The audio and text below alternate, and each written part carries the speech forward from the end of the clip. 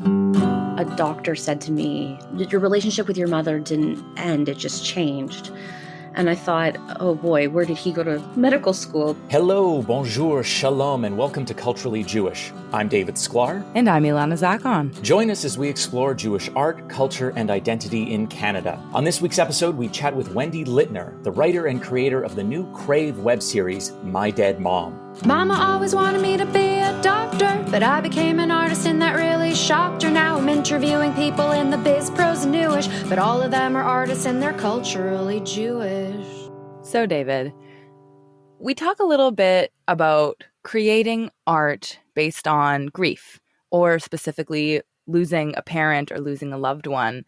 Can you tell us a bit about your relationship to working in that way? I know you lost your dad recently, and we've talked about it on the show. Mm-hmm. Is that something that you feel drawn to do, to process some of that grief into your art? Is that something you have done in the past to process maybe other difficult things in life through your writing? Well, yeah, I mean, it's funny that you mentioned that. I just happen to be in Montreal right now, downsizing my mom, moving her into a new apartment. So it's been, an emotional experience as we've sort of said goodbye to the house, set everything up. And here I am just trying to negotiate with her. I said, get rid of this, get rid of that. You don't need it anymore. And it's a bit of an emotional process for both of us. But it's been going well. And I guess, that's what a lot of artists do. We take the stuff in our lives that are very deep and meaningful and sometimes hard to work through and put it into our practices. Now, it's been somewhat still new for me for losing my father. It's been a little over a year right now. But one thing that I definitely have processed and written about and wrote a play about is about my liver transplant. And we haven't necessarily talked a lot about that on this podcast, but we've talked about it previously on Bonjour Chai, where I was 12, I was dying, I was sick. We couldn't figure out what was going on with me and my body. And I was going very quick. And I needed a liver transplant, and they put my name at the top of the list in Canada. And luckily they found a liver from Alberta, shipped it over to Montreal where I was living at the time. And, I survived, and it was a big ordeal for not only myself, but for my family. And I've written a show about that called The Nagro, a kid's show about dealing with organ donation and life-threatening illnesses. And how did you find that process helped you process what you had been through? It was excellent. It was wonderful, because what it forced me to do is dive back into all those worries and anxieties that I had as a kid, and to sort of unravel and unwrap those things that maybe I didn't process as a 12-year-old or 13-year-old. And then also trying to figure out, well, how is that like? How did my parents deal with it too? And what were the emotions and experiences that we all had to go through over those months? And it's just great to finally write it down, because it's in your head, right? But you're not really processing it when it's in your head. You're thinking thoughts, and it comes up once a year when I have my rebirthday, my liver transplant birthday. But you don't really sit down and think about it until you actually put words to paper or words to your laptop. And then you get to go on that journey in a very safe way. Mm-hmm. It's just making me think about how I think we have some inherent need in us as artists to process so many things, like not even just grief, but joyous moments, like family history, personal history. I know that that's been a big part of my own practice, and a lot of the work that I've created has been very much derived from personal experience, including a show that I'm working on right now about my grandmother who passed away in 2020. Okay. So even though, I'm talking more about her life and her accomplishments through the performance, it is very deeply emotional. And I'm kind of in the early stages of what's going to be the final product of this version of my show. But I know from 2 years ago when I was developing it through the Siegel Center's mentorship program, there were times where I had to kind of like take a step back because it got challenging, but it was also really cathartic at the same time, especially when I did my presentation at the end of this Jewish mentorship program. I got really emotional, and a few people came up to me after to say that they started getting really emotional. So I think that's kind of the beauty of bringing in our own traumas and grief into our work, is we can touch people. And isn't that really the point of what we're doing anyway, is to get audience members to empathize and be able to process what they're going through? It's like universal counseling for the world through art. And many artists sometimes put a lot of their PTSD into the art, which is not always the best practice. Sometimes you do need to sit down and work through with a psychiatrist or a psychologist a lot of the grief and a lot of the pain. But as artists too, a lot of artists feel very deeply and have a lot of empathy and a lot of and this is the practice that we do. So in your work, are you applying stuff that you've researched or you've talked to your grandmother, your bubby about? Does that sort of fall into who you are as a person too? Like, are you weaving a narrative between her and you? Well, right now, just to give like a little sneak preview, because I'm sure that we'll talk about this further. Sure. This version of my show is a concert lecture, whereas like the maybe longer term version of it is going to be a full solo theater performance. This one is going to be a mix of live music, where I'm looking basically through all the archives that I went through 2 years ago of all the work she did with Soviet Jewry Movement and Canadian Jewish Congress, and then finding songs to match them. So Yiddish songs, potentially in other languages too, as came up in one of my meetings the other day. So it's going to be me with a couple of live klezmer musicians, and then in between each song, I'm going to be giving a lecture with, projecting archival images and explaining the context and also what it means to me. So I'm sure that there's going to be a lot of elements of the personal narrative that was in the longer version of this piece in the concert lecture. But we'll see how it all comes about. I'm kind of in the early stages of this short process. That sounds wonderful. Keep you posted. I want please keep all of us posted, and I want to hear more about this. And if I'm in town, I'd like to see. It's going to be at the end of March at the Jewish Museum of Montreal. Yeah, that's fantastic. So, just a little recap. In our interview today with Wendy, we talk about these things. We talk about grief and mourning and moving forward with life, the celebrations of life, and the connections that we have with our parents and our family and what that really means. And just a brief mention that who Wendy is. Wendy is a lawyer turned Emmy-nominated writer for such shows as How to Buy a Baby, The D-Cut, and Children Ruin Everything. I sense there's a theme there going on with her writing. Her new show, My Dead Mom, is about Emmy trying to live her best life if her dead mom would just stop talking. She's dead, but she's still disappointed. The show asks the question, how do you let go of someone that is always so present? It stars Megan Follows from Anne of Green Gables fame and Lauren Collins from Degrassi: The Next Generation, a childhood favorite of mine. Let's take a listen to a clip. My mom, she was something. A real firecracker. Explosive, for sure. To know her was to love her. But also to be judged by her. I mean, she was kind of a cunt, right?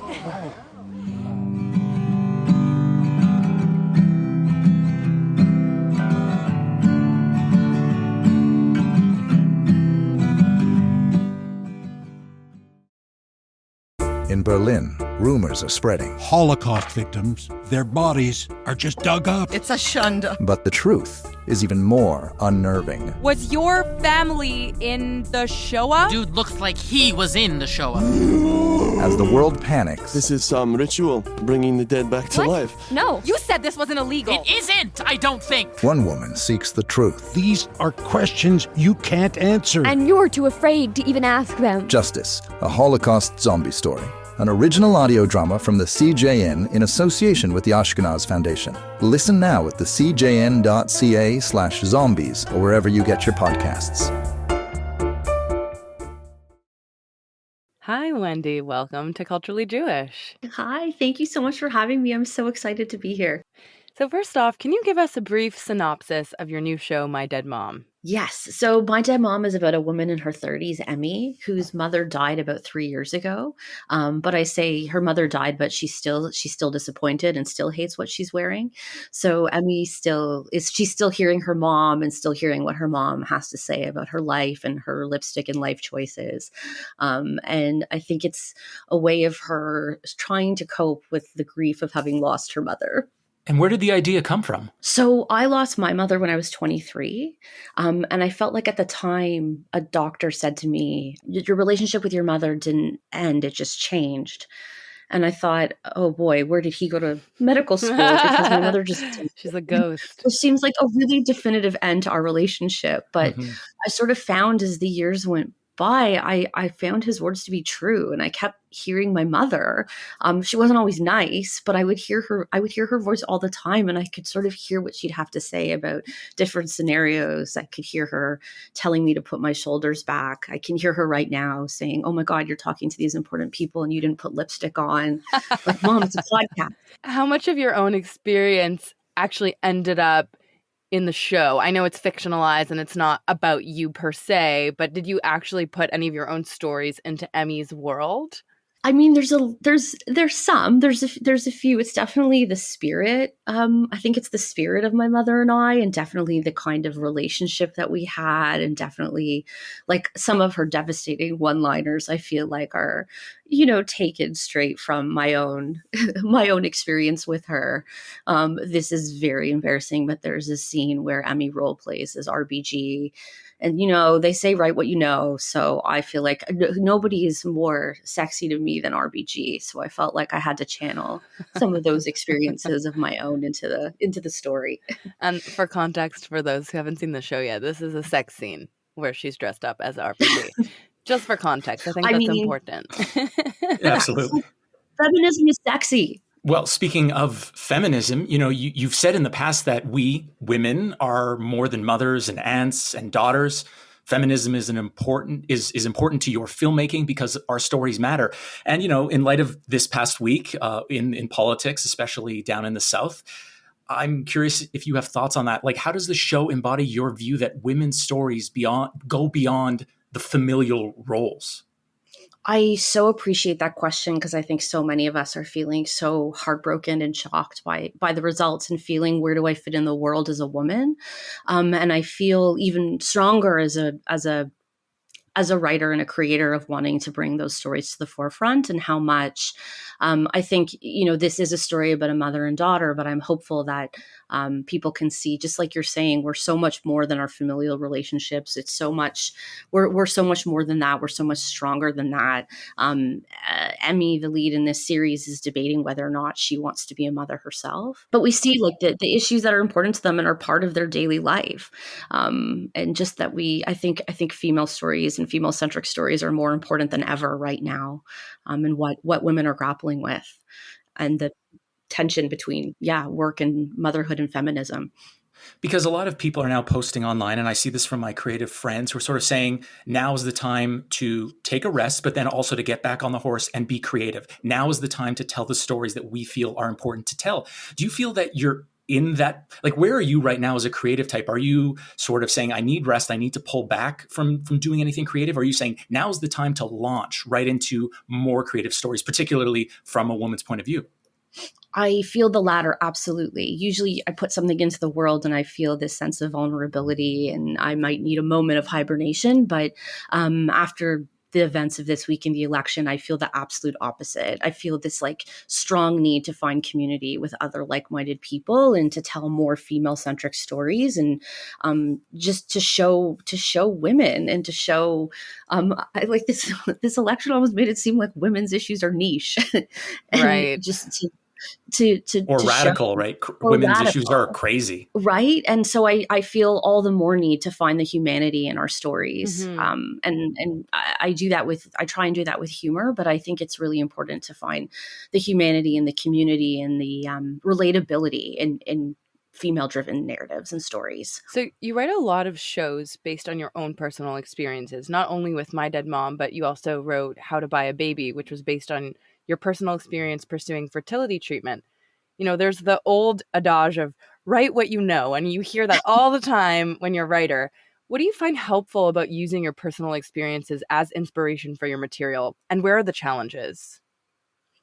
I guess it's my therapy in some sense. It starts as therapy and is somewhat therapeutic to be able to work through. But I just feel like they're the most honest. And I always find for both of these experiences, for me, I felt a huge amount of stigma around struggling with infertility and a huge amount of stigma struggling with grief, especially at a young age, and having to put on this face of like, I'm fine, everything's great. And so it felt important to me that I mean, to make the show that I wanted to see, or that I would hope would have brought me comfort while I was dealing with those things.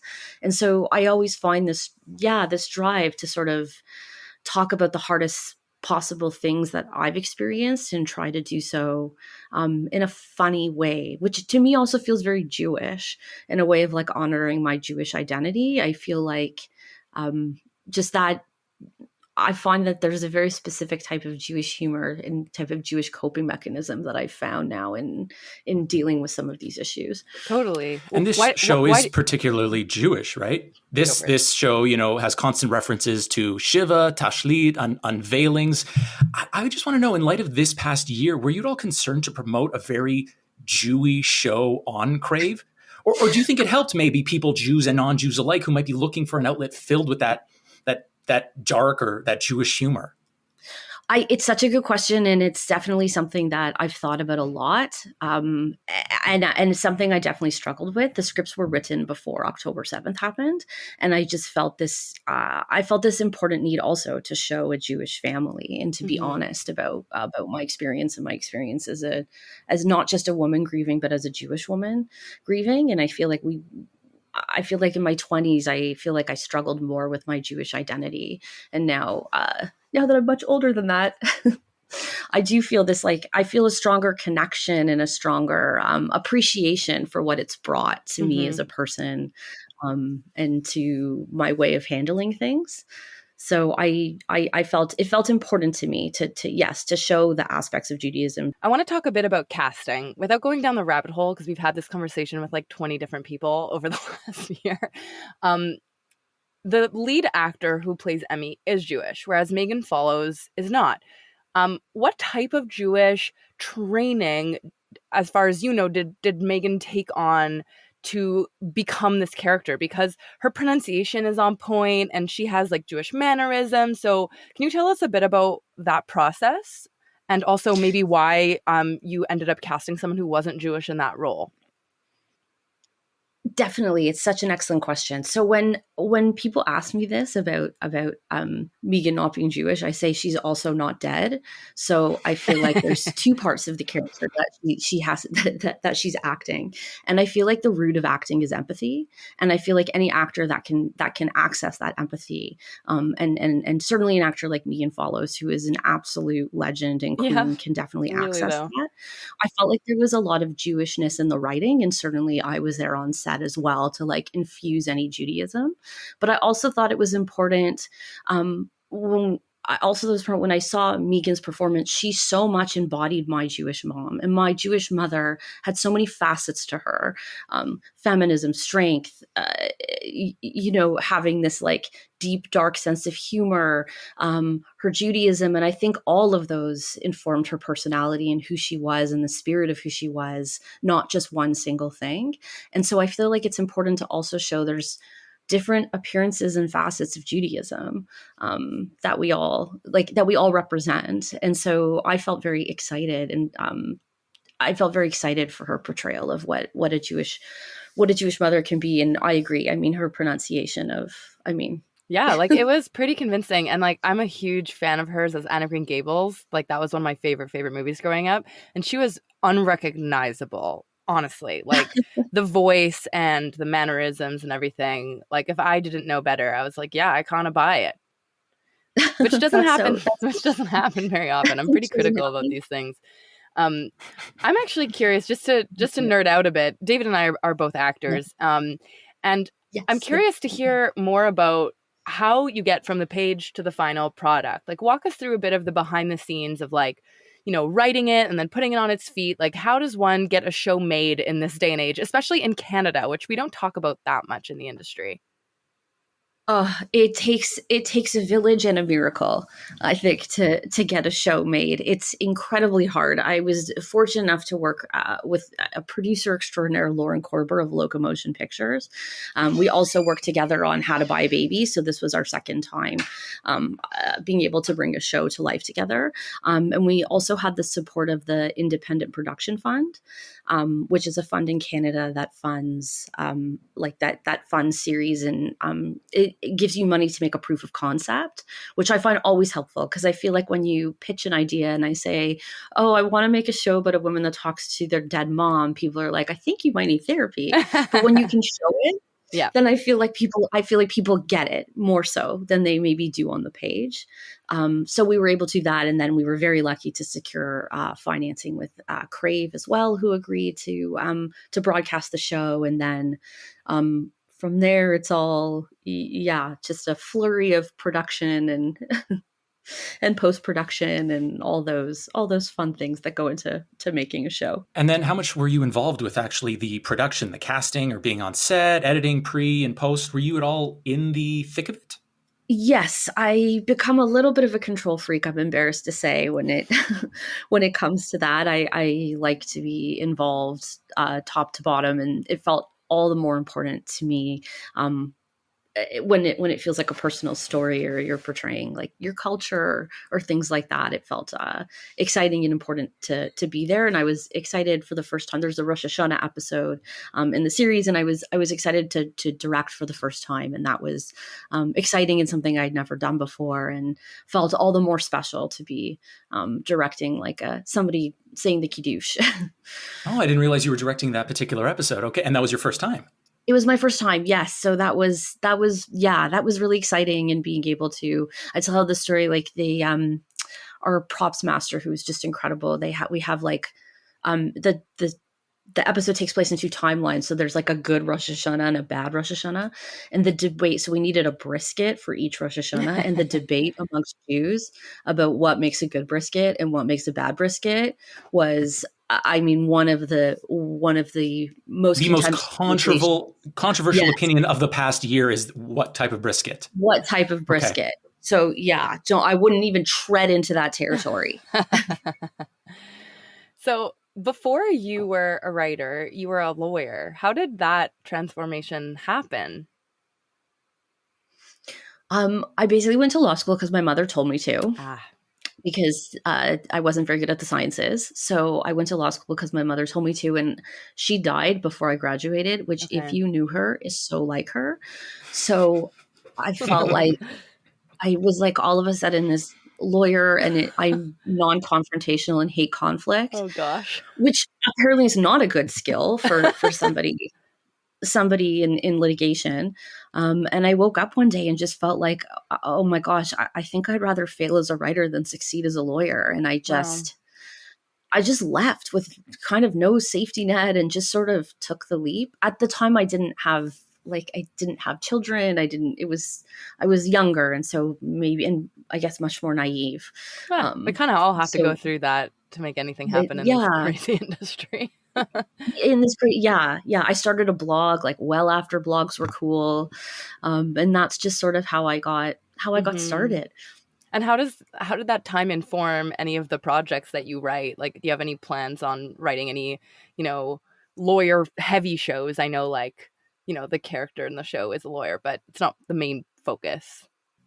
I mean, I always go back to that. I mean, I feel like we've seen so many iterations of law. I'm like worried I don't have something new to say about it. But it was such a formative time in my life. And it is such a specific culture as well in law firms. And that feeling of, just like being thrust into the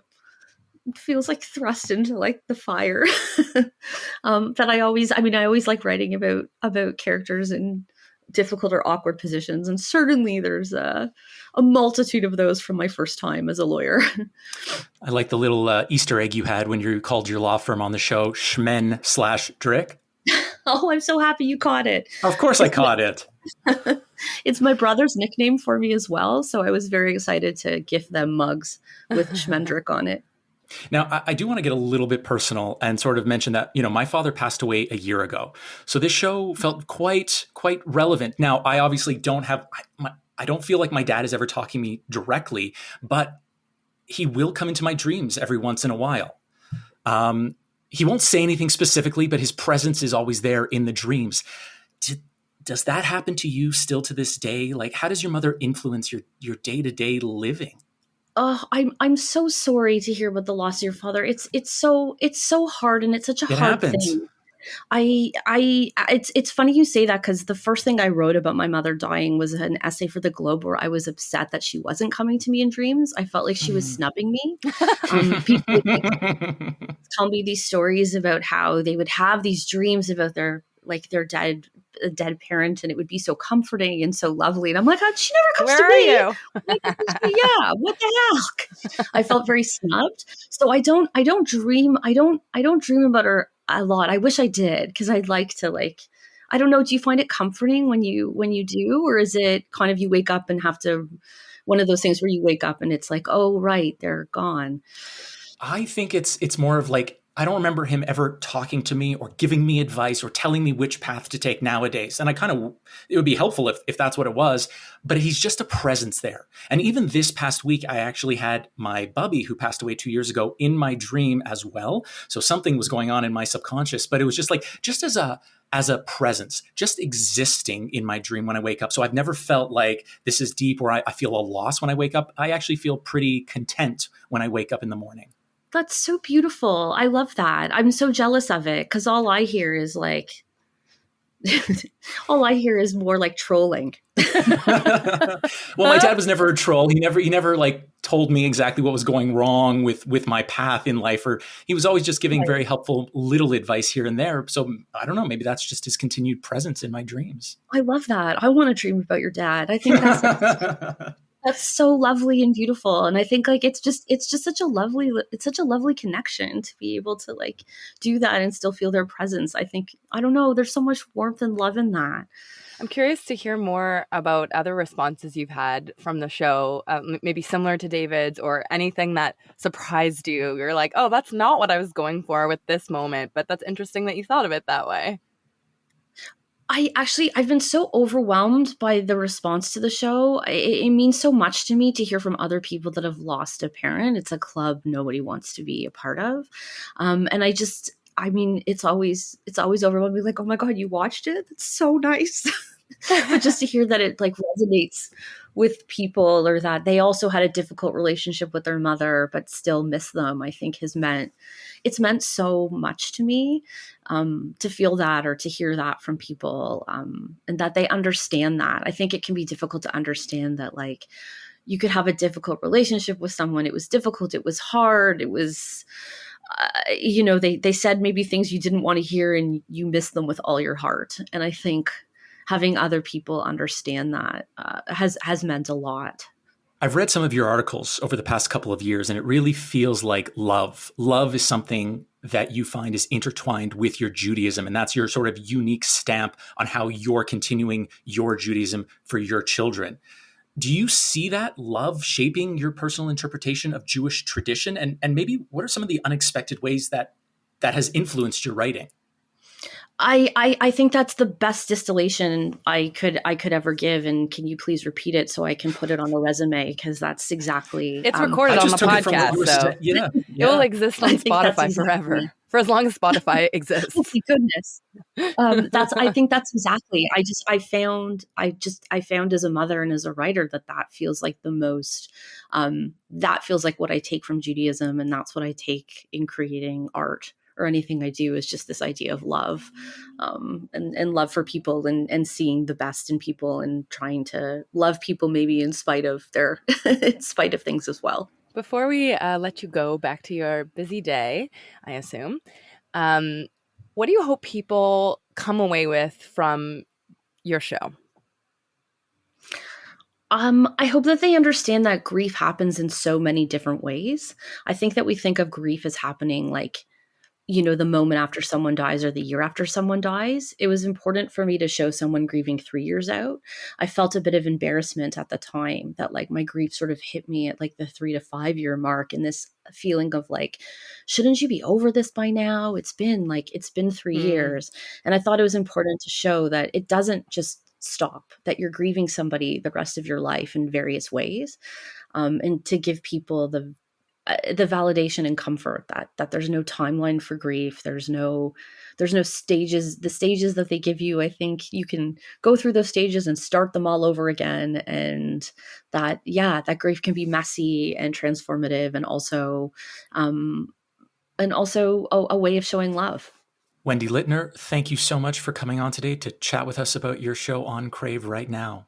Thank you so much for having me. I'm so excited to speak with you both. It's so lovely.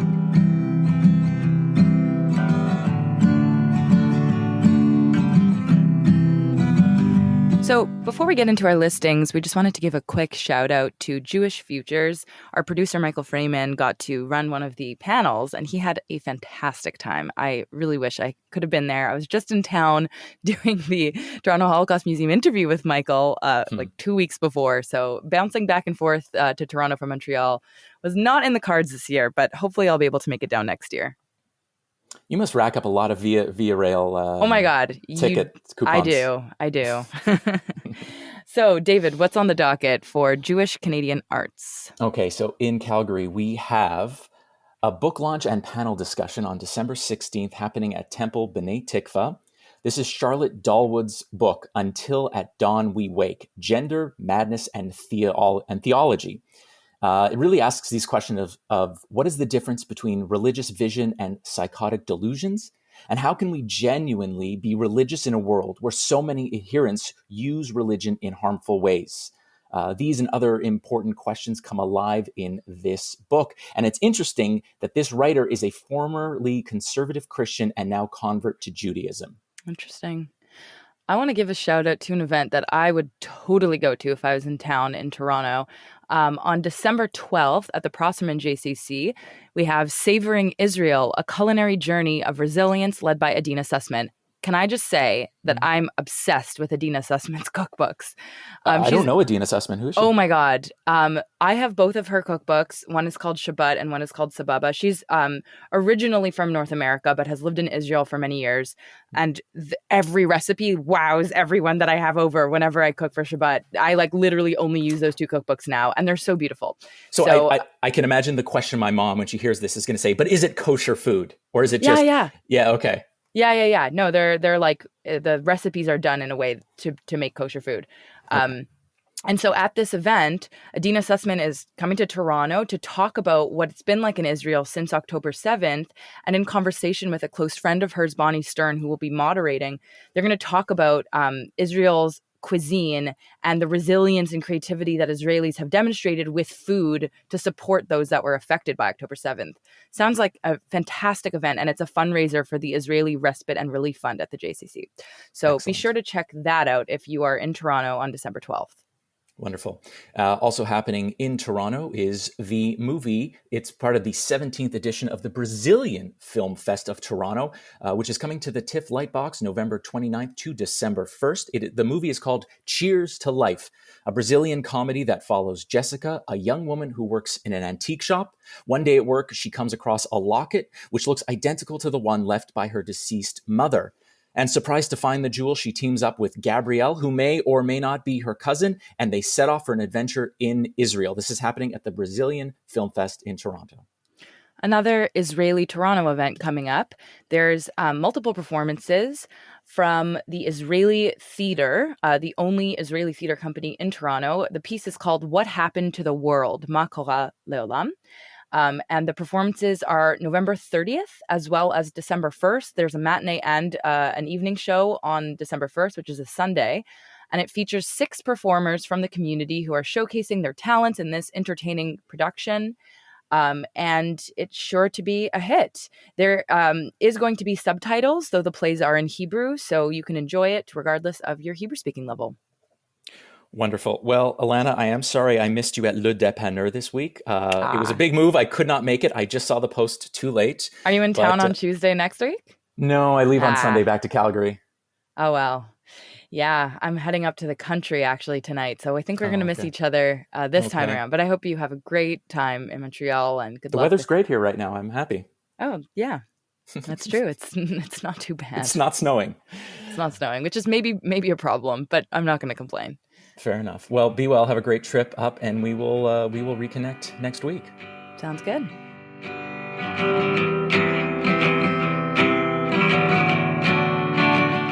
Culturally Jewish is hosted by me, David Sklar, and Ilana Zackon. We're produced and edited by Michael Freeman, and our theme music is by Sarah Siegel-Lazar. We're a member of the CJN Podcast Network. To support our work and everything the CJN does, visit thecjn.ca/donate to make a monthly donation and receive a charitable tax receipt. Thanks so much for listening, and see you next time.